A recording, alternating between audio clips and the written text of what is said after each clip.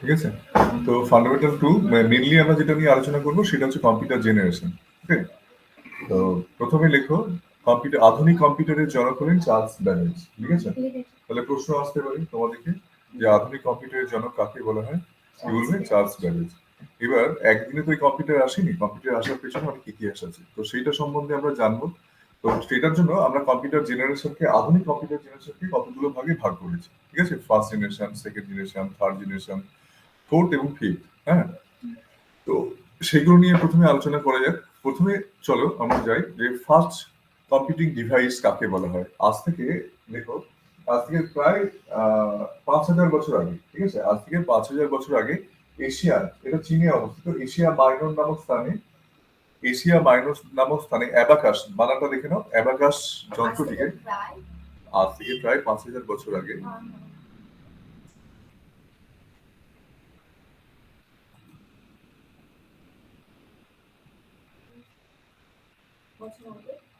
আজ থেকে প্রায় 5,000 বছর আগে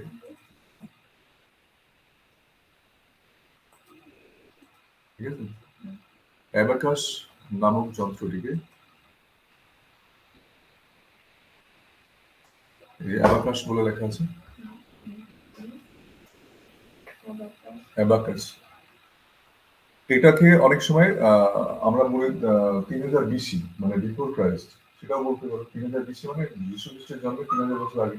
তাহলে এখনের 2,000 আর আগে 3,000, মিলিয়ে কত হচ্ছে? টোটাল 5,000। তাহলে এখন যদি 5,000 বলতে পারো, কেউ যদি বলে 3,000 BC, তাহলে সেটাও সত্যি, কারণ সে তো ওই সময় থেকে বলছে। বুঝতে পারলে? তাহলে এই দুটো কথাই ঠিক। তো তাহলে এই যে computing device, first computing device কাকে বলা হয়, এইটার প্রশ্ন আসতে পারে। What is the first computing device? কি বলবে? What is the first computing device? Abacus is the first computing device. ঠিক আছে, তাহলে অ্যাবাকাস যন্ত্রটাকে পৃথিবীর প্রথম কম্পিউটিং ডিভাইস বলা হয়। এবার প্রশ্ন হলো, কম্পিউটার কথা শব্দের অর্থ কি? কম্পিউটার মানে, কম্পিউটার শব্দটা এসছে কম্পিউট শব্দ থেকে। কম্পিউট, কম্পিউট মানে গণনা করা। ঠিক আছে, কম্পিউট মানে গণনা করা। তাহলে তুমি কোনো কিছু কাউন্ট করতে গেলে, এই যে 1 2 3 4 5 6, এইগুলো তখন তো ছিল না, তখন মানুষ সংখ্যা পদ্ধতি আবিষ্কার করেনি, আজ থেকে ধরো 5,000 বছর আগে। তো তখন যেটা তোমার যন্ত্রটা ইউজ করতো মানুষ ব্যবসা বাণিজ্য, হিসাব নিকাশ করার জন্য, তো সেটাকে বলা হচ্ছে অ্যাবাকাস যন্ত্র। ঠিক আছে, এই যন্ত্রটা দিয়ে মানুষ তখন গণনা করতো বলে এই গণনার কনসেপ্টটা মানুষের মধ্যে আসে। যদি কাউন্টিং এর কনসেপ্ট যদি না আসতো, যেমন চাকা যদি না আসতো, তাহলে কি তোমার এরোপ্লেন আসতো? আসতো না। তো সেই রকমই এইটা ধরে নাও ওই সময়কার একটা কম্পিউটিং ডিভাইসের মতো, যে গণনা করার কনসেপ্টটা মানুষের ইতিহাসে প্রথম নিয়ে আসে। ঠিক আছে, তো সেই জন্য এটাকে উপাধি দেওয়া হয়েছে পৃথিবীর প্রথম কম্পিউটার। ঠিক আছে, তাহলে অ্যাবাকাস যন্ত্রটাকে পৃথিবীর ফার্স্ট কম্পিউটিং ডিভাইস বলা হয়। বলে গেল? আচ্ছা, তো অ্যাবাকাস যন্ত্রটা কেমন ছিল দেখতে সেটা দেখো। তোমরা অনেকে ইনফেক্টতে পড়েছো। ঠিক আছে, তো এরকম র্যাকের মধ্যে অনেকগুলো সেই রাখা হতো, রাখা হতো, দেখেছো তো? রাখা থেকে এর উপরে আলমিরার উপরে তোমাদের শেখানো হতো 1 2 3 কাউন্টিং এর জন্য। ঠিক আছে, তো দেখতে অনেকটা এরকম ছিল। তখন কিন্তু সংখ্যা ছিল না, সংখ্যা পদ্ধতি আবিষ্কার হয়নি। তো এই জিনিসগুলো দিয়ে কিন্তু তখনকার দিনে গণনা করা হতো। তো এটা তোমাদের গ্রুপে দিয়ে দেবো, ভালো করে দেখে নেবে যে কি জিনিসটা। ঠিক আছে, তো এই হচ্ছে computing device, first computing device. বোঝা গেল? তো এটা এরকম ছিল, ওখানে ওপরে লেখা আছে দেখো, অ্যাবাকাস 3,000 BC, বিফোর ক্রাইস্ট, মানে 3,000 বছর আগে যীশু খ্রিস্টের জন্ম। তার মানে এখন থেকে যদি ধরো, তাহলে 2,000 বছর যোগ করো, কত হচ্ছে? তাহলে 5,000 বছর আগে। তাহলে এই ছিল পৃথিবীর প্রথম কম্পিউটার হিসেবে একে অভিহিত করা হয়, কারণ এইটা যদি না আসতো তাহলে মানুষ কম্পিউটার আবিষ্কার করতে পারতো না। যেমন চাকা যদি না আসে, তাহলে আজকের যে হাই জেট প্লেন বলো, তারপরে যে রকেট বলো, এগুলো তো আসতো না। ঠিক আছে, স্পেস ভেহিকেলস এগুলো আসতো না। তেমনি এটা যদি না আসতো, তাহলে আমাদের কম্পিউটার ডিভাইসটাও আসতো না। এবার চলে আসো কম্পিউটার যে জেনারেশন, সেটা কটা ভাগে ভাগ করা হয়েছে, কটা জেনারেশনে ভাগ করা হয়েছে। তো আধুনিক কম্পিউটারকে কতগুলো ভাগে ভাগ করা হয়েছে জেনারেশন থেকে, তার কিসের উপর নির্ভর করে? সে কতটা ভালো কাজ করতে পারে, কতটা ফাস্ট কাজ করতে পারে, এবং সে কম্পিউটারটা কত ধরনের ক্যালকুলেশন কম সেকেন্ডের মধ্যে করতে পারে, এগুলোর উপরে কার্যক্ষমতা, কার্যপ্রণালী, সেগুলোর উপরে ভাগ করা হয়েছে। এবং সেটা কতগুলো ইয়ারে ভাগ করা হয়েছে, যে ইয়ারগুলোতে এইগুলো আমরা পেয়েছি। এই নতুন নতুন কম্পিউটার গুলো আস্তে আস্তে আপডেট হয়েছে, এখনো তো আপডেট হচ্ছে নতুন আরো। তোমার মোবাইল ফোন কি একরকম আছে? আজ থেকে 5 বছর আগে যেরকম ছিল, এখন আরো বেশি জিবি চলে আসছে, এমবি চলে আসছে, তার ক্যাপাসিটি বেরিয়ে যাচ্ছে। ঠিক আছে, তো তেমনি কম্পিউটারও কিন্তু আস্তে আস্তে আস্তে আস্তে ডেভেলপ করেছে, সেটার একটা ইতিহাস এখানে বলা হচ্ছে। তো প্রথম জেনারেশন বা ফার্স্ট জেনারেশন কম্পিউটার কাকে বলা হচ্ছে সেটার উপরে দেখো, জেনারেশন ফার্স্ট জেনারেশন কম্পিউটার লেখা আছে। সেই সময় যে টেকনোলজি ইউজ করা হতো, যে টেকনিক বা সেই সময় হার্ডওয়্যারের মধ্যে যে টেকনিক ইউজ করা হতো, সেটা কি ইউজ করা হতো? Vacuum tubes. কি ইউজ করা হতো? ভ্যাকুয়াম টিউবস লেখা আছে, দেখতে পাচ্ছ ভ্যাকুয়াম টিউবস কেমন দেখতে ছিল? তখন দেখবে তখনকার দিনে রেডিও, টেপ, টিভি সব এই ভ্যাকুয়াম টিউবস দিয়ে তৈরি হতো। তুমি অনেক পুরনো মানুষের কাছে শুনবে যে তখন রেডিও গুলো মাথায় করে নিয়ে যেতে হতো। তখন তো টেলিভিশন আসেনি, কিন্তু সেই রেডিও গুলো ছিল বড়, সেখানে অনেকগুলো ব্যাটারি লাগতো। তো কেন লাগতো? তখন এই ভ্যাকুয়াম টিউব দিয়ে তৈরি হতো, তখন তো আইসি বা টিকিটেড সার্কিট এগুলো আসেনি। ওগুলো তো হার্ডওয়্যারটাও আস্তে আস্তে ডেভেলপ করেছে, ঠিক আছে? তো তৎকালীন সময়ে তোদের তারিখটা দেখো, সালটা তখন আমাদের ভারতবর্ষে সবে স্বাধীনোত্তর কালে বলতে পারো, তাই না? স্বাধীনতা সবে নিয়েছে সেই সময়টা 1945 থেকে 1956 বা 1944 থেকে 1955 সাল। তো এই সময় যে কম্পিউটার, এটাকে বলা হচ্ছে ফার্স্ট জেনারেশন কম্পিউটার। তো তখনকার মানুষ পেপারে পড়তো, কোনো প্রত্যন্ত গ্রামের পেপারে কেউ হয়তো পড়ছে বা শহরে কেউ পড়ছে যে এরকম যন্ত্র কোনো যোগ ভাগ গুণ বিয়োগ করতে পারছে। সেটা একটা বিরাট ব্যাপার তখনকার দিনে। একটা যন্ত্র যোগ ভাগ গুণ বিয়োগ করতে, এখন তো একটা ক্যালকুলেটর করে, কিন্তু সেই সময়ের কম্পিউটার ছিল এরকম। তো সেই কম্পিউটার কেমন ছিল সেটা এখানে বলছি। যে সেই সময়কার কম্পিউটার কিন্তু অনেক বড় ছিল, প্রচন্ড বড়, বিরাট বড়। এবং সেখানে সাধারণ মানুষের তো কম্পিউটার অপারেটরের কোনো ব্যাপার ছিল না, সেখানে বিজ্ঞানী সায়েন্টিস্টরা সেখানে কাজ করতো। তো এটা গবেষণার লেভেলে ছিল, মানে এটাকে দিয়ে যে মানুষের জীবনে ব্যবহার করা যাবে সেই লেভেলে ছিল না। এটাকে দিয়ে পরবর্তীকালে কি করা যায় সেই গবেষণার জায়গায় কিন্তু জিনিসটা ছিল। তো তখন একটা কম্পিউটার ইলেকট্রিক কনজিউম করতে কিন্তু প্রচুর, মানে প্রায় 160 কিলোওয়াট, 160 কিলোওয়াট। মানে বুঝতে পারছো কত ইলেকট্রিক, মানে একটা কম্পিউটার চালাতে গেলে একটা বিল্ডিং এর মতো, একটা কম্পিউটার একটা বিল্ডিং এর মতো। তো তাকে চালাতে গেলে একটা বড় হর্স পাওয়ারের একটা জেনারেটর লাগবে, একটা জেনারেটর, বড় জেনারেটর, বিশাল বড়, শুধু সেটার পাওয়ার সাপ্লাই দেবে। আর তাতে কি কাজ হতো শুনলে তোমাদের এখন হাসি পাবে। এই যোগ ভাগ গুণ বিয়োগ এইগুলো করা যাবে যন্ত্র দিয়ে, ঠিক আছে? তখন কোনো সফটওয়্যারও আসেনি, এই যে আমরা এখন সফটওয়্যার দেখছি, এসব কিছু আসেনি। সফটওয়্যারটা আসে পরের জেনারেশনে, বলবো এটা মজাদার একটা গল্প, তাই না? তো ভেবে দেখো তখনকার দিনে কেমন কম্পিউটার ছিল। তো তখন কম্পিউটার বলতে মানুষ জানেনি। তো তখন মানুষ কি করতো, সেই বিশিষ্ট কয়েকজন বিজ্ঞানী তারা এটা ব্যবহার করতো, পরবর্তীকালে কি করে মানুষের জন্য এর গবেষণা করতো, কি করে মানুষের কাজে লাগানো যায়। তো কি হতো, ওই যোগ ভাগ গুণ বিয়োগ। তো সেই যন্ত্র তখনকার দিনে, হ্যাঁ, তখনকার দিনে এই যে কম্পিউট গণনা করা, গণনা, এই যে কম্পিউট শব্দ থেকে কম্পিউটার এসেছে। আর কম্পিউটারের যদি পরিভাষা লেখো, কম্পিউটারের বাংলা কি হবে? যদি তোমাকে জিজ্ঞেস করে কম্পিউটারের বাংলা, বাংলা কি হবে বলো তো? পরিভাষা যেটাকে বলে, ঠিক আছে? তো কম্পিউটারের পরিভাষা হচ্ছে, লেখো পরিগণক যন্ত্র, লেখো। কম্পিউটারের বাংলা যদি বলে, এটা জেনে রাখা দরকার। তো সেটার বাংলা পরিভাষা কি হয়? পরিভাষা হচ্ছে, লেখো পরিগণক যন্ত্র, পরিগণক যন্ত্র। কাউন্টিং থেকে কিন্তু কম্পিউটার কথাটা এসেছে, কাউন্টিং, গণনা। তো অ্যাবাকাসকে কেন তোমাদের প্রথম কম্পিউটার বলা হয়, ফার্স্ট কম্পিউটার আমাদের বলা হয় কেন? কারণ হচ্ছে সেইটা থেকে মানুষ গণনার একটা কনসেপ্ট পেয়েছে, প্রথম গণনা করা যায় সেই কনসেপ্ট। তখন কিন্তু সংখ্যা পদ্ধতি আসেনি, সংখ্যা পদ্ধতি তো অনেক পরে এসেছে, ঠিক আছে? তো এই হচ্ছে তোমার ফার্স্ট জেনারেশন। তাহলে কি ছিল? অনেক বড় ছিল, যোগ ভাগ গুণ বিয়োগ করতে পারতো। কি টেকনোলজি ইউজ করতো? Vacuum tubes. এগুলো লিখে নেবে পরে খাতাতে। এখন জাস্ট জেনে রাখো কোন সাল ছিল, duration of time 1944 or 45 to 1955 or 56। এক বছরে এদিক ওদিক হতেই পারে, ঠিক আছে? তো এই সময় যে কম্পিউটার ছিল সেটা হচ্ছে ফার্স্ট জেনারেশন কম্পিউটার। ক্লিয়ার? তাহলে প্রথম প্রজন্মের কম্পিউটার কেমন ছিল, তাকে দিয়ে আর কি করা যেত, আর কত ইলেকট্রিক কনজিউম করতো, বা সেটা কি ব্যবহার উপযোগিতা ছিল, সেটা তুমি বুঝতে পারলে।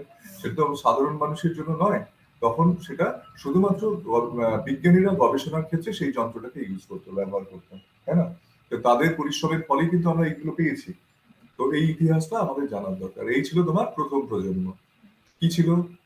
ভ্যাকুয়াম টিউব ইউজ করতো টেকনোলজি হিসেবে, টেকনোলজি ইউজ ভ্যাকুয়াম টিউবস, তাই তো? Duration 1945 to 1955। এইবার দেখো, এই হচ্ছে তোমার ভ্যাকুয়াম টিউবস। তখন যে এই যে তোমার মোবাইল ফোনে আইসি, ইন্টিগ্রেটেড সার্কিট আছে, তখন তো সার্কিটের আবিষ্কার হয়নি। তো তখন এই ভ্যাকুয়াম টিউবস দিয়ে কিন্তু সমস্ত ইলেকট্রনিক্স যন্ত্রগুলোকে বানানো হতো। সেটা দেখতে কেমন ছিল এটা দেখে নাও, ঠিক আছে? তো এর জন্য দেখা যেত যে একটা কম্পিউটার কম্পোনেন্ট বানাতে গেলে একটা বিরাট বড় ঘরের প্রয়োজন হয়ে যেত। মানে এই সব যন্ত্রগুলো ইমপ্লিমেন্টেশন করতে করতে দেখা যেত বিরাট জায়গা নিয়ে নিয়েছে। আর এত বড় জিনিসগুলো যে তাতে ইলেকট্রিক সাপ্লাই তো দিতে হবে, তো তার জন্য তার অনেক ইলেকট্রিক কনজিউমও করতে হবে। বুঝতে পারলে? এই ছিল 19 কত সাল লেখা আছে দেখো, ভ্যাকুয়াম টিউব 1946। তাহলে বোঝা গেল, তাহলে ফার্স্ট প্রজন্মের টেকনোলজি হার্ডওয়্যার টেকনোলজি বলা হয়, যেটা আমরা দেখতে পাচ্ছি এটা, ঠিক আছে? এটাকে কি বলা হচ্ছে? ভ্যাকুয়াম টিউবস, ঠিক আছে? তো এরপরে চলে আসি সেকেন্ড জেনারেশন, কম্পিউটারের দ্বিতীয় প্রজন্ম। এই প্রজন্মে ওই যে হার্ডওয়্যারটা দেখলে যেটা ভ্যাকুয়াম টিউব, সেটাকে আরো বেশি ডেভেলপ করা হলো। ডেভেলপ করে কি করা হলো না, ট্রানজিস্টরের আবিষ্কার হলো। তাহলে কিসের ডেভেলপ হলো? এটা হার্ডওয়্যারের ডেভেলপ, যে যন্ত্রগুলো বসানো হয় সেই যন্ত্রটাকে ডেভেলপ করে। আগে ছিল ভ্যাকুয়াম টিউব, এরপরে কি বসানো হলো? ট্রানজিস্টর। সেটাকে রিপ্লেস করে কি এলো? ট্রানজিস্টর। ট্রানজিস্টর এলো। তো ট্রানজিস্টর যে এলো সেটা কোন ইয়ারের মধ্যে, ডিউরেশন অফ টাইম সেটা দেওয়া আছে, বা যে সময়টাকে আমরা সেকেন্ড জেনারেশন কম্পিউটার বলে থাকি 1956 টু 1965, ঠিক আছে? তো এই সময় যে কম্পিউটার আছে, তো সেটাকে আমরা কি বলবো? সেকেন্ড জেনারেশন, দ্বিতীয় প্রজন্ম, কম্পিউটারের দ্বিতীয় প্রজন্ম। যেহেতু ট্রানজিস্টরের আবিষ্কার হয়, সেক্ষেত্রে কম্পিউটারের ইলেকট্রিক কনজিউমেবিলিটি অনেকটা কমে গেছে, আর অত বেশি ইলেকট্রিক কনজিউম করতো না, কমে গেছে, ঠিক আছে? তো এর সঙ্গে আর কি ডেভেলপমেন্ট হয়, এই সময়ে একটা খুব গুরুত্বপূর্ণ একটা আবিষ্কার হয়। ম্যাডাম অ্যাডা বলে একজন ছিলেন, একজন মহিলা। তো তিনি কি করবেন? তো তখন কি হতো, তখন কিন্তু কোনো প্রোগ্রামিং ল্যাঙ্গুয়েজ ছিল না। ল্যাঙ্গুয়েজ মানে বলো, ভাষা। যে আমি কি ভাষায় কথা বলছি? বাংলায় কথা বলছি। আমি যদি তোমাকে এখন ফরাসি ভাষায় কথা বলি, তুমি কিছু বুঝবে? বুঝবে না, তাই বুঝবে? তো আমি যদি চাইনিজ ভাষায় কথা বলি, বুঝবে না? কিন্তু সেটা তো ভাষাই।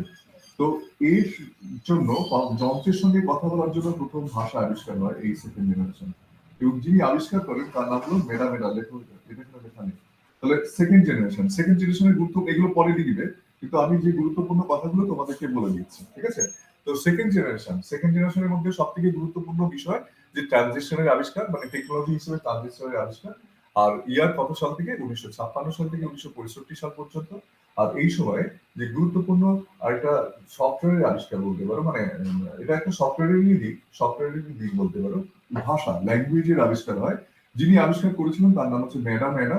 তার নামানুসারেই প্রথম প্রোগ্রামিং ল্যাঙ্গুয়েজের নাম করা হয় ADA, অ্যাডা, ঠিক আছে? তো এইটা হচ্ছে মানে প্রথম কম্পিউটার ল্যাঙ্গুয়েজ বা প্রথম কম্পিউটারের ভাষা। ফার্স্ট, তোমাকে প্রশ্ন আসতে হবে, ফার্স্ট কম্পিউটারের ল্যাঙ্গুয়েজের নাম বলো, কি বলবে? অ্যাডা। তো তার নাম অনুসারে ম্যাডাম অ্যাডা তৈরি করেছিলেন, একজন মহিলাই তৈরি করেছিলেন, ঠিক আছে? তিনি এই ভাষা তৈরি করেছিলেন। এই ভাষা তৈরি করেছিলেন বলেই আজকে তুমি এত সফটওয়্যার পাচ্ছ। এই যে সফটওয়্যার জিনিসটা, হার্ডওয়্যার তো একটা পার্ট, এই যে সফটওয়্যার ব্যাপারটা কিন্তু আসতো না, আর মানে কম্পিউটার এরকম ভাবে প্রোগ্রেস হতো না। তাহলে সেইটার জন্য এই যে ভাষার আবিষ্কার, সেটা খুবই গুরুত্বপূর্ণ। সেটা কোন জেনারেশনে আবিষ্কার হয়? সেকেন্ড জেনারেশনে, ঠিক আছে? তো তারিখটা দেখে নিলে। আর ট্রানজিস্টরের আবিষ্কার, এই জিনিসগুলো এই জেনারেশনে হয়, সেকেন্ড জেনারেশনে। তো তারপরে দেখো যন্ত্রটাকে কেমন দেখতে হয়। এই ডান দিকে দেখো, এইখানে দেওয়া আছে ট্রানজিস্টর, দেখতে পাচ্ছ নিশ্চয়ই তোমরা? এটাকে কি বলে? এটা এটা হচ্ছে ট্রানজিস্টর, দেখতে পাচ্ছ? এই যে এটা হচ্ছে ট্রানজিস্টর। তখন ভ্যাকুয়াম টিউব ইউজ করা হতো, এখন ট্রানজিস্টর। তখন একটা কম্পিউটার ছিল একটা বিরাট বড় বিল্ডিং এর মতো, কিন্তু এখন দেখো একটা আলমিরার মতো কম্পিউটারের আকৃতি হয়ে যায়, ঠিক আছে?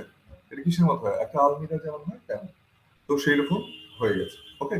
তো এই ছিল সেকেন্ড জেনারেশন। সেকেন্ড জেনারেশনে কি কি হলো সেটা নিয়ে আলোচনা করলাম। এইবার চলে আসি আমরা থার্ড জেনারেশন। তাহলে লিখো থার্ড জেনারেশন। থার্ড জেনারেশনে কিন্তু একটা গুরুত্বপূর্ণ হার্ডওয়্যারের আবিষ্কার হয়। গুরুত্বপূর্ণ একটা হার্ডওয়্যারের আবিষ্কার হয়। আচ্ছা, অনলাইনে যারা আছো দেখতে পাচ্ছ কি? হ্যালো,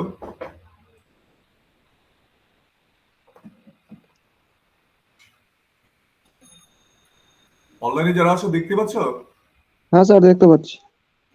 আচ্ছা, দেখা যাচ্ছে তো? ঠিক আছে। হুম। দেখতে পাচ্ছ মানে স্ক্রিনটা দেখতে পাচ্ছ? দেখো, স্ক্রিনটা দেখা যাচ্ছে তো? হ্যাঁ হ্যাঁ হ্যাঁ। আচ্ছা, আচ্ছা। তাহলে এইটা হচ্ছে থার্ড জেনারেশন। তো থার্ড জেনারেশনের গুরুত্বপূর্ণ একটা আবিষ্কার, সেটা কি? সেটা হচ্ছে আইসি, ইন্টিগ্রেটেড সার্কিট। লিখে নাও, আইসির ফুল ফর্ম কি? Integrated circuit. এখন আমরা কম্পিউটারের ক্ষেত্রে, মোবাইল ফোনের ক্ষেত্রে বলি না যে আইসিটা খারাপ হয়ে গেছে, তো বলা হয় তাহলে আইসিটা কি? আইসির ফুল ফর্ম কি? Integrated circuit. এই যে আগে ট্রানজিস্টর ছিল, প্রথমে কি ছিল? Vacuum tube. তারপর কি এলো? তারপর ট্রানজিস্টর। তারপর কি এলো? তারপর এলো আইসি। তো আইসি একটা রেভলিউশনারি আবিষ্কার, যেটার জন্য কিন্তু এখনকার দিনে আমরা যে কম্পিউটারকে হাতের মুঠোয় পেয়ে গেছি, মোবাইল ফোন কিন্তু এখন কম্পিউটার হয়ে গেছে, তাই না? তো মোবাইল ফোনকে আর কি বলা হয়? Hand held computer. মোবাইল ফোনকে কি বলে? হ্যান্ডহেল্ড মানে হাতে করে আমরা ধরতে পারি। তাহলে মোবাইল ফোন কিন্তু হ্যান্ডহেল্ড কম্পিউটার। সেটা কার কারণে হয়েছে? এই আইসি ইন্টিগ্রেটেড সার্কিটের জন্যই হয়েছে। তো ইন্টিগ্রেটেড সার্কিট কিন্তু এই 1966 ও 1977 এর মধ্যে কিন্তু আবিষ্কার হয়েছিল। তারপরে সেটা হার্ডওয়্যারলি এটা ব্যবহার করা হয়। পরবর্তীকালে এই আইসিটাকে আরো ইন্টিগ্রেটেড করা হয়, আরো সেটাকে ছোট করা হয়, সংক্ষিপ্ত করা হয়। এরকম করতে করতে করতে করতে এখন ন্যানো প্রযুক্তি চলে এসেছে। আমি এখানে বলে রাখলাম ন্যানো প্রযুক্তি মানে ছোট্ট একটা কিছুর মধ্যে কিন্তু সমস্ত কম্পোনেন্ট ঢুকিয়ে দেওয়া সম্ভব। এটাকে ন্যানো প্রযুক্তি বলা হয়। ছোট ছোট ছোট করতে করতে এই জায়গায় এসেছে। আমি এই যে হাতে পুরো কম্পিউটারটা চলে গেল মানে মোবাইল ফোন। তো এটা কিভাবে সম্ভব হলো? এই আইসিটা যদি না হতো হতো না। এবার আইসিরও আস্তে আস্তে ডেভেলপমেন্ট হয়েছে। প্রথমে যে আইসি ছিল সেই আইসিটাকে আরো পরবর্তীকালে ডেভেলপমেন্ট করা হয়। সেগুলো দেখুন আইসি থেকে এলএসআই লার্জ স্কেল ইন্টিগ্রেটর আইসিটাকে আরো আপডেট করা হচ্ছে। ঠিক আছে? সেটা একটুখানি লিখে নাও। আইসিটাকে আপডেট করা হচ্ছে এলএসআই, ভিএলএসআই, ইউএলএসআই বলা হয়। ঠিক আছে? এগুলো সবগুলোই আইসির বিভিন্ন মানে আপডেট ভার্সন।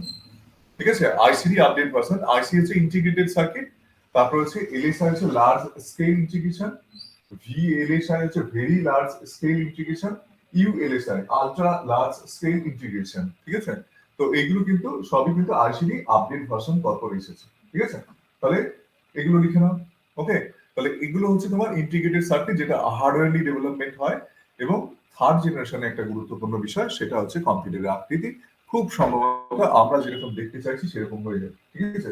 তো দেখো এইরকম ছিল তখনকার দিনে যেটা থার্ড জেনারেশন কম্পিউটার। তখন ছিল মোনোক্রোম কালার মনিটর। এই যে মনিটর গুলো দেখতে পাচ্ছ এগুলো মোনোক্রোম। মোনোক্রোম মানে দু রকম কালার হবে, হয় সাদা লাল আর টেক্সট ওরিয়েন্টেড। ওখানে কিন্তু কোনো ছবি পাবে না। ছবি মানে যেরকম হচ্ছে গ্রাফিক্স নেই, সব টেক্সট বেস। কি ছিল? টেক্সট বেস, সবই টেক্সট বেস। এই এই ছিল তখনকার দিনে কম্পিউটার। আরেকটা খুব ভালো করে লক্ষ্য করো, মাউস কিন্তু নেই। মাউস আছে? মাউস নেই, কিবোর্ড আছে। ঠিক আছে? আর ওই যে ডেস্কটপ যেটাকে বলছো সেই তোমার এটাকে বলা হচ্ছে ক্যাবিনেট, এটা বলছো এর মধ্যে কিন্তু সমস্ত কিছু থাকছে। এই যে জিনিসগুলো দেখি এগুলো ফ্লপি ডিস্ক ছিল, তখন ছিল ফ্লপি ডিস্ক। আমরা ফ্লপি ডিস্ক দেখেছি। তো ফ্লপি ডিস্ক দিয়েই কিন্তু তখন সমস্ত কিছু কাজ করা হতো। ঠিক আছে? অদ্ভুত লাগে না? তো সেই সময়কার কম্পিউটার ছিল এরকম। তাদের কি কাজ করতে পারতে? এই টেক্সট ওরিয়েন্টেড খাতা কাগজপত্র মানে হিসাব নিকেশ, এই ছোটখাটো কাজগুলো যেগুলো টেক্সট ওরিয়েন্টেড যে কাজগুলো সেগুলো মানুষের ব্যবহারযোগ্যতার মধ্যে আসে। কিন্তু তাও সব মানুষ কিন্তু ব্যবহার করতো না। কিছু সফিস্টিকেটেড ধনী মানুষজন, কিছু কারখানায় ইউজ হতো।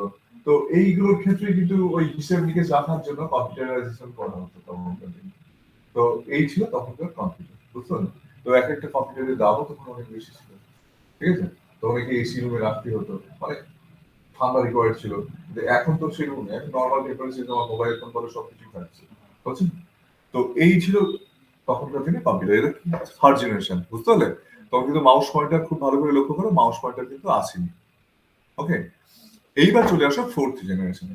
ফোর্থ জেনারেশনে আমি যেটা তোমাদেরকে লেখালাম যে ভিএলএসআই, ইউএলএসআই যেগুলো তৈরি হলো, পরপর আপগ্রেড হলো, তার জন্য কম্পিউটারের আকৃতি কিন্তু অনেকটা ছোট হয়ে আসে। এটা 1978 টু 1995 থেকে এখনো স্টিল নাও আমরা ফোর্থ জেনারেশন কম্পিউটার গুলো ইউজ করছি এখনো। ঠিক আছে?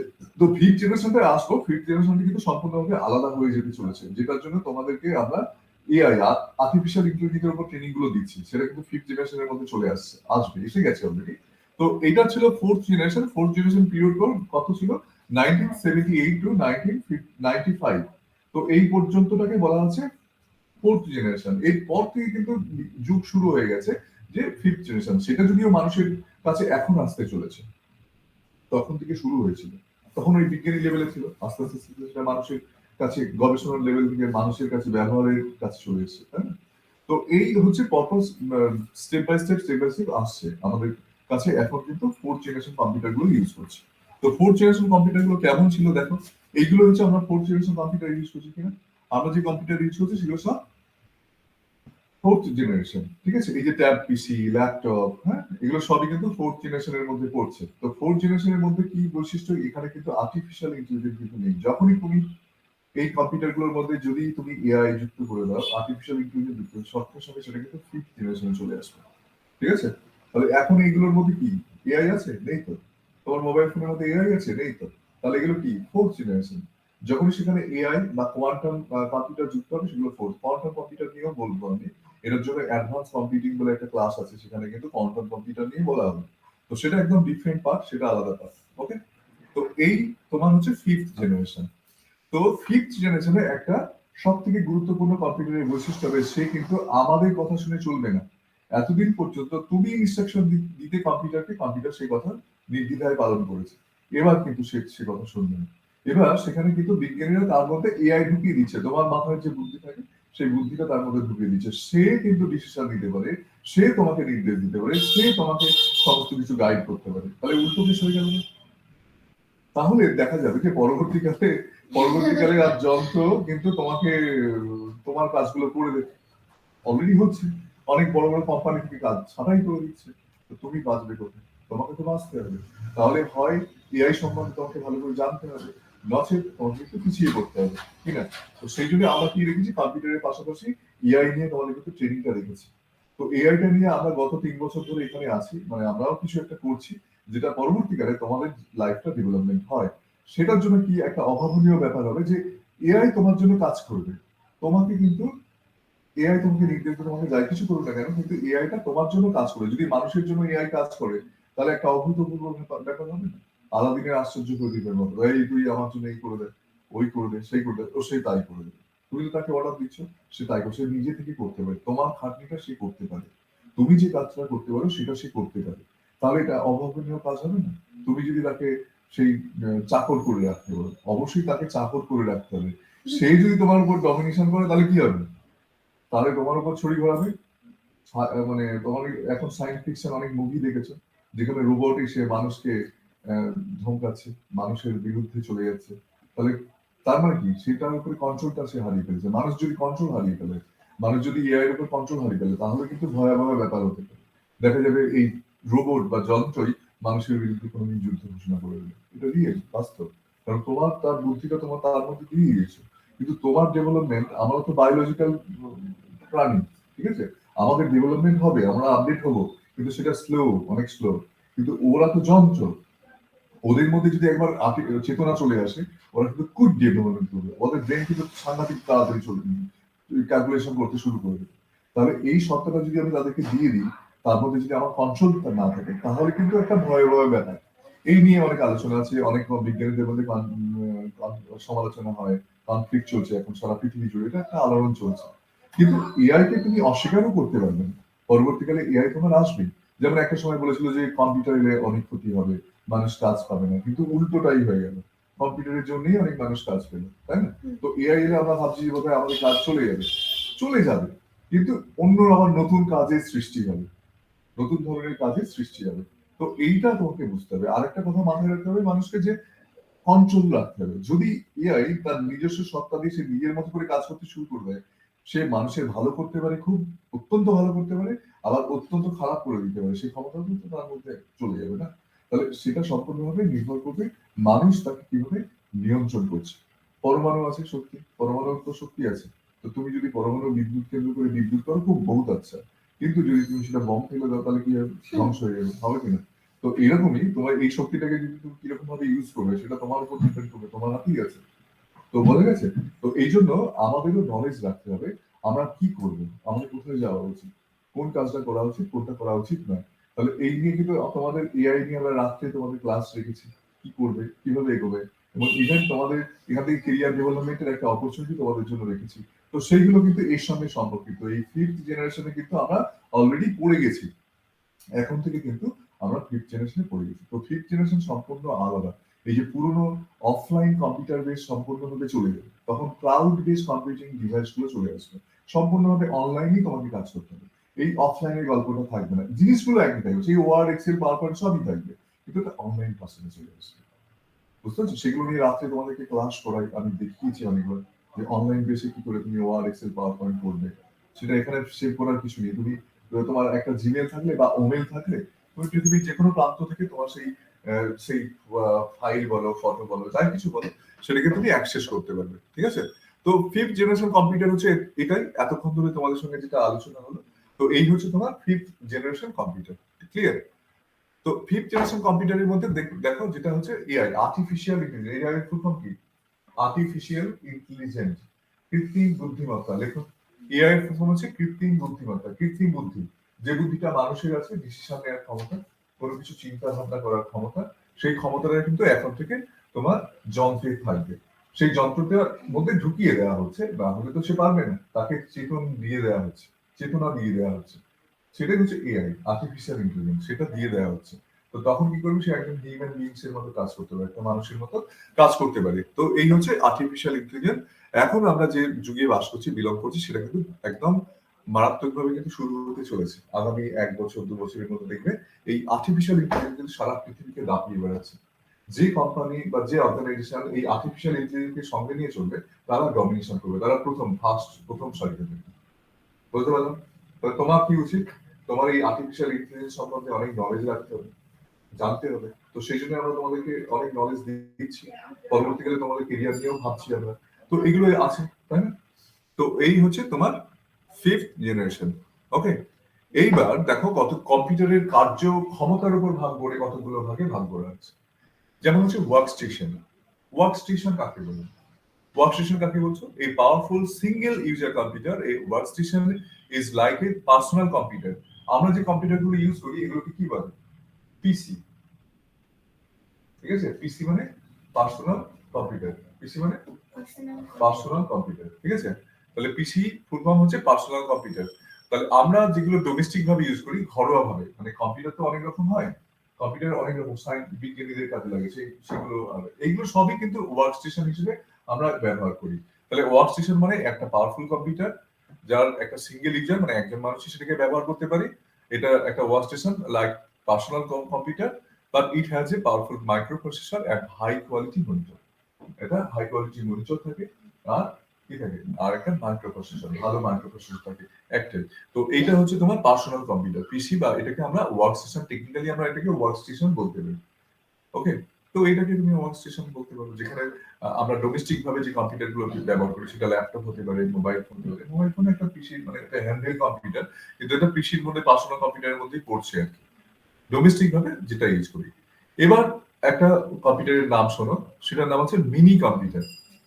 তো মিনি কম্পিউটার, মিনি শুনতে হলো পার্সোনাল কম্পিউটারের থেকে কিন্তু powerful.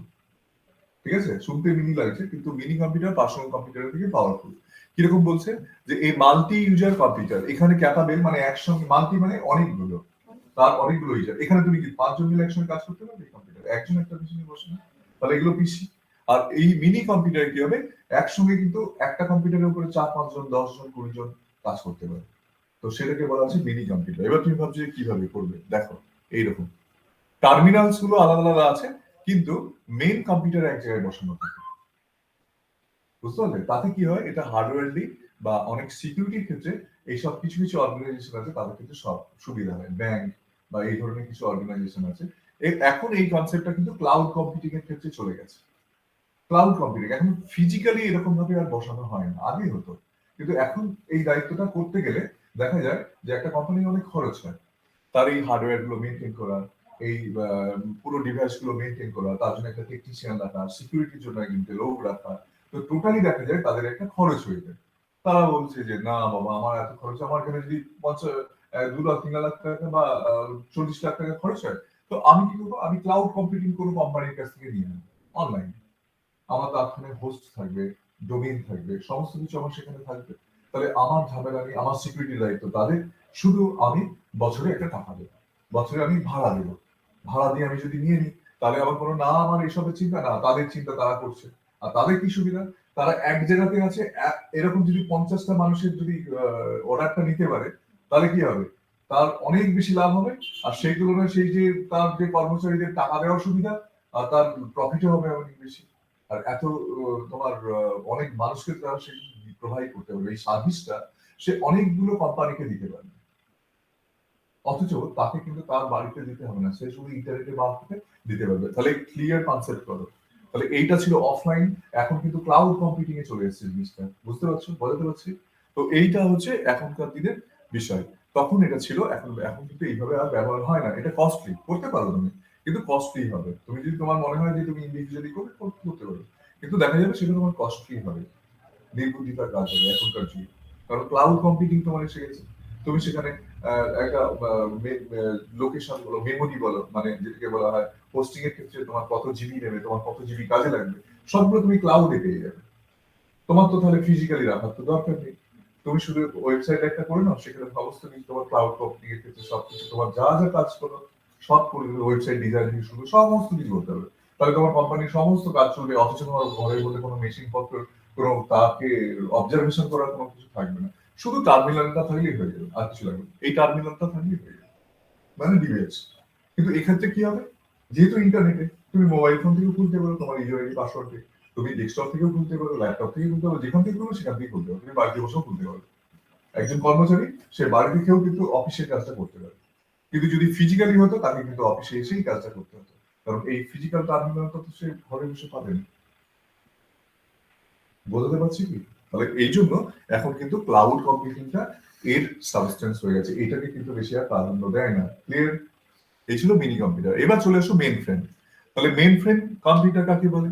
A powerful multi user computer capable of supporting many hundreds of thousands of users simultaneously, মানে একই সঙ্গে অনেকগুলো মানুষকে এর সার্ভিস প্রোভাইড করতে পারে।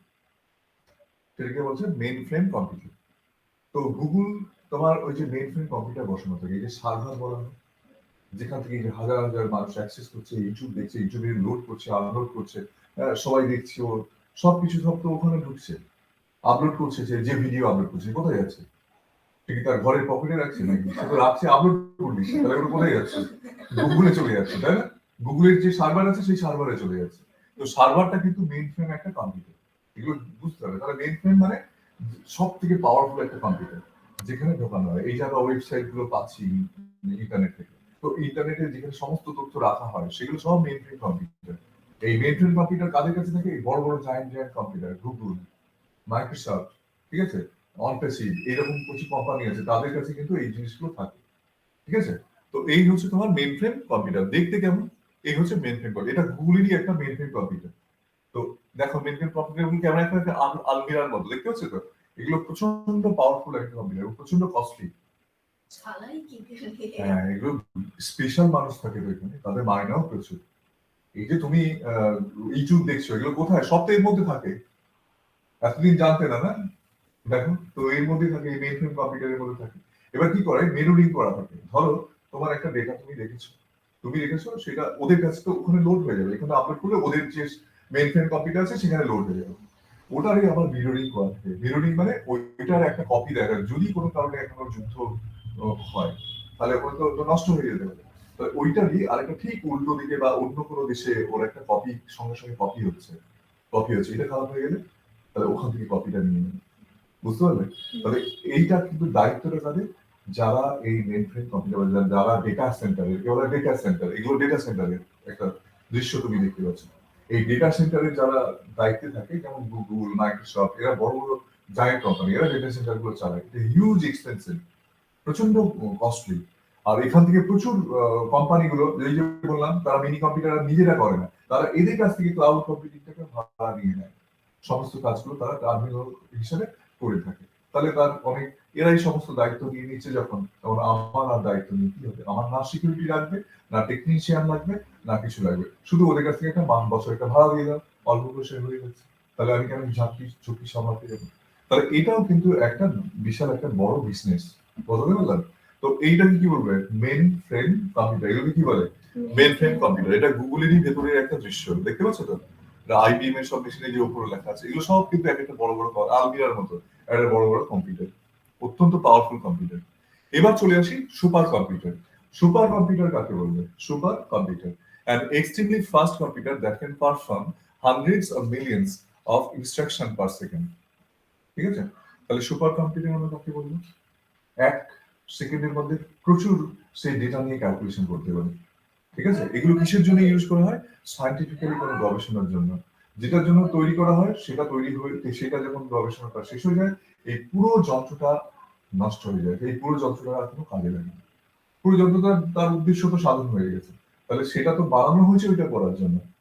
ঠিক আছে? যেমন সান ল্যাবরেটরিতে ওই লার্জ হাইড্রোকলিডর, যেটা পার্টিকেল ফিজিক্সের যে আবিষ্কার হয়েছিল না, যেটা কিছুদিন আগে হলো ওই সান ল্যাবরেটরিতে, পার্টিকেল ফিজিক্সের হিগস বোসন কণা আবিষ্কারের জন্য। তো সেইটা কিন্তু একটা সুপার কম্পিউটারের উদাহরণ। তুমি যদি ছবিগুলো দেখো, হ্যাঁ, তো তুমি এটা অনলাইনে দেখতে পারো। তো সেখানে বিশাল খরচ ওখানে। ঠিক আছে? তো ওই কম্পিউটারগুলোতে প্রচুর খরচ হয়, প্রচুর বিজ্ঞানী থাকে, কাজ হয়ে যায়, উদ্দেশ্য যেটা ছিল সেটা কাজ হয়ে যায়, তারপর ওটা পরিত্যক্ত হয়ে যাবে। ওই কম্পিউটার আর কোথাও তুমি কাজে লাগাতে পারবে না, কারণ ওটা ওই উদ্দেশ্য নিয়েই বানানো হয়েছে। ওটা যখন সাকসেস হয়ে যায়, পুরোটাই জিনিসটা পরিত্যক্ত। ওটাকে নিয়ে আর তুমি ওটার যন্ত্রপাতিগুলো তুমি কেজি ধরে বিক্রি করতে পারো বা অন্য কিছু করতে পারো, কিন্তু অন্য কাজে লাগবে না। ঠিক আছে, বলতে পারলাম? তাহলে এই হচ্ছে তোমার সুপার কম্পিউটার, বুঝতে পারলে? সুপার কম্পিউটার দেখতে কেমন দেখো, এইরকম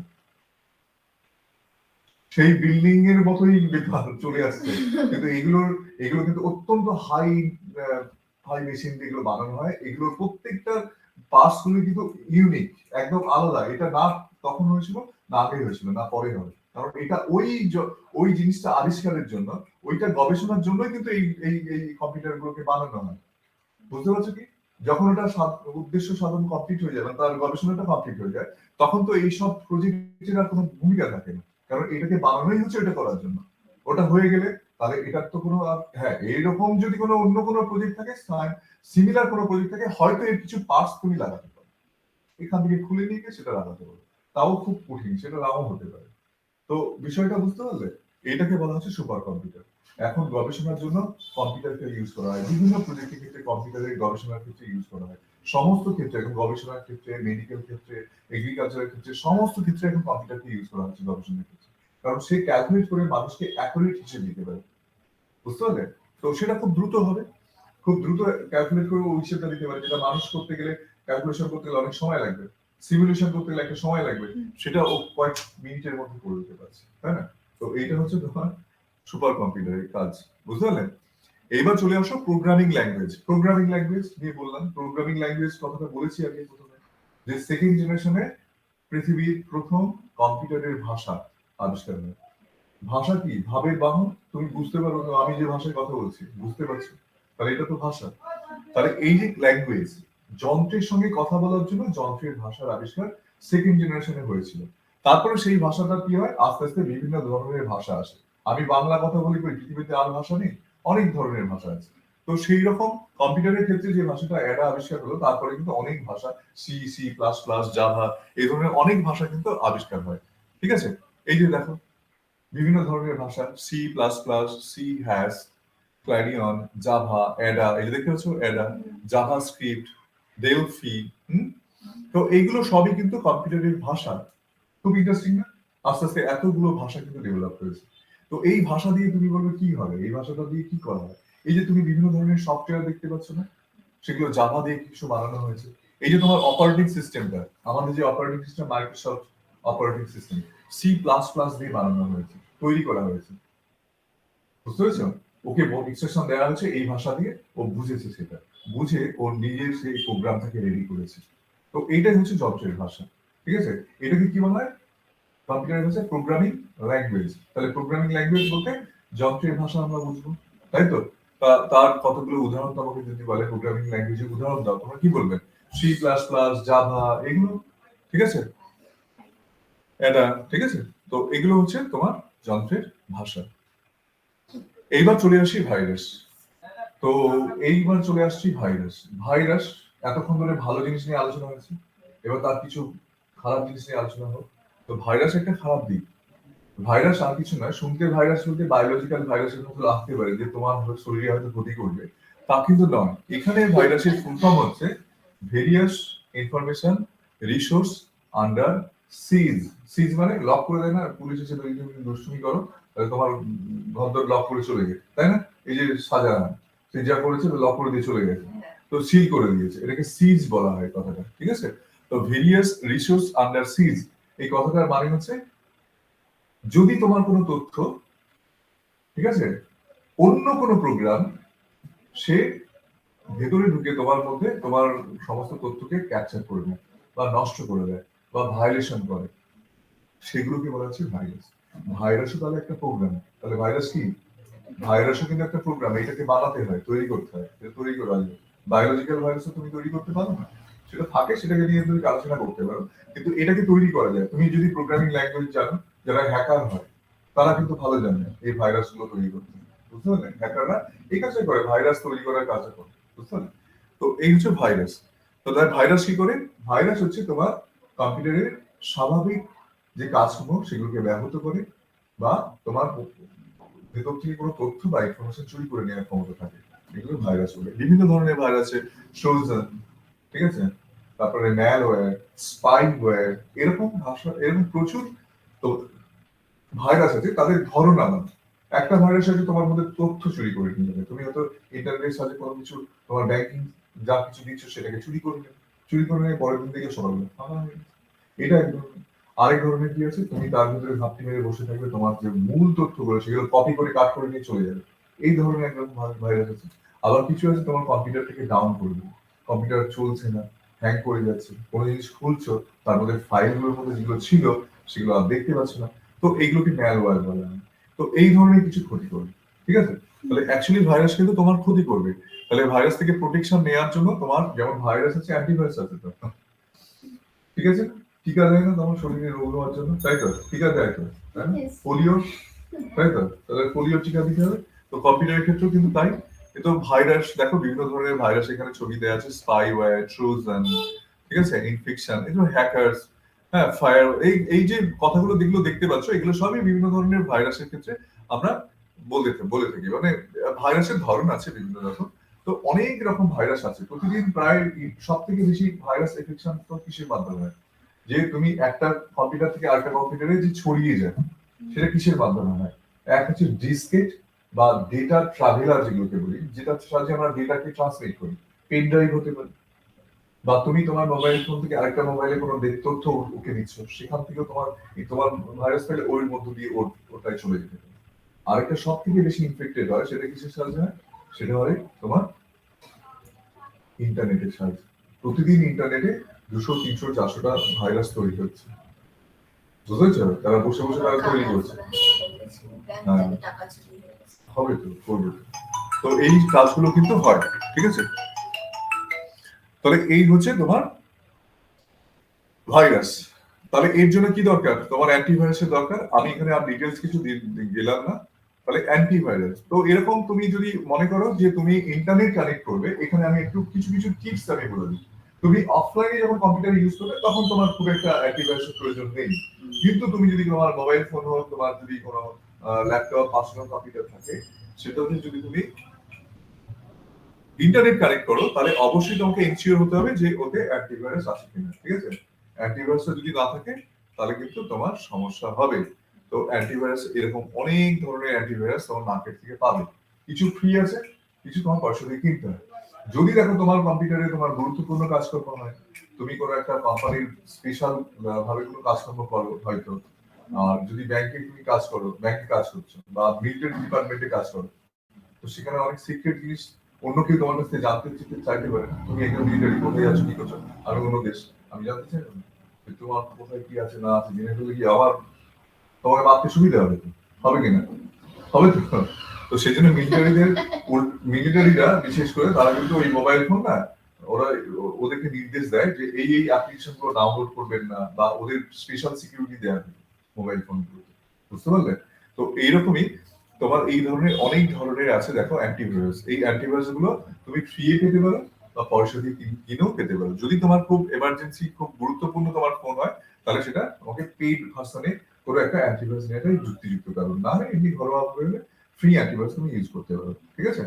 ফ্রি আছে, কিছু পেইড ভার্সন আছে। তো এই ধরনের অ্যান্টিভাইরাস তোমার ইউজ করতে পারো। এই হচ্ছে তোমার ভাইরাস অ্যান্টিভাইরাসের গল্প। কত ধরনের অ্যান্টিভাইরাস আছে, তোমাকে একটা অ্যান্টিভাইরাসের নাম বলতে বললে বলবে এগুলো, এভিজে, অ্যাভিরা, অ্যাভাস্ট, আছে না, ইসেট, এমসিএ ফ্রি, আছে না। তো এই নামগুলো বলবে, তোমাকে প্রশ্ন আসতে পারে। মাইক্রোসফটেরও এক ধরনের ভাইরাস অ্যান্টিভাইরাস আছে, ঠিক আছে, বিক্রি করে আর কি মার্কেটে, ঠিক আছে। তাহলে আজকে এই পর্যন্তই। তাহলে এগুলো আমি গ্রুপে দিয়ে দিচ্ছি, তোমরা দেখে নেবে, লিখে নেবে, ঠিক আছে। সবগুলো লিখে নেবে। এখান থেকে কিন্তু অনেক ধরনের প্রশ্ন আসবে, যা যা বলার সেগুলো বলে দিলাম, ওকে।